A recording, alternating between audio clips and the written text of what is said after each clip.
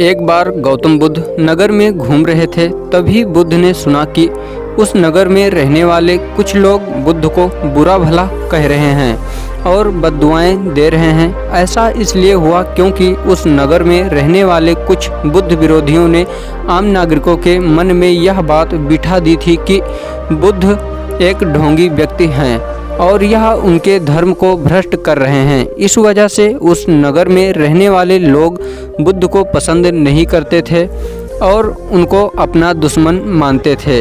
गौतम बुद्ध ने जब नगरवासियों के इस उल्लंघनों को सुना तो वह एक कोने में शांति के साथ खड़े हो गए और उनकी बुरी बातों को आराम से सुनते रहे।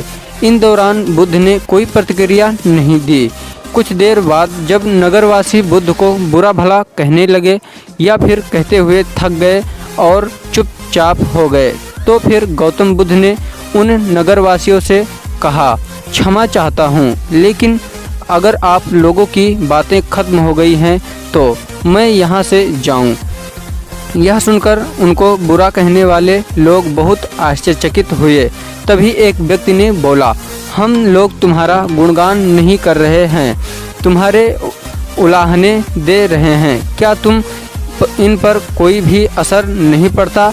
तो उस व्यक्ति की बात का जवाब देते हुए गौतम बुद्ध ने कहा, आप सब चाहे मुझे कितनी भी गालियां दें या कितना भी बुरा कहें, मैं इन्हें खुद पर नहीं लूँगा, क्योंकि मैं जानता हूँ कि मैं कुछ गलत नहीं कर रहा। इसलिए इन बातों को जब तक मैं स्वीकार नहीं करता तब तक इनका मुझ पर कोई असर नहीं पड़ रहा है। गौतम बुद्ध ने कहा कि हमें अपने दुखों की वजह खुद नहीं बनना चाहिए। इस प्रकार से अगर आपसे कोई कुछ भी कहता है तो आप उनको अपने खुद पर लेते हैं और आप अपने दुख का कारण खुद ही बनते हैं।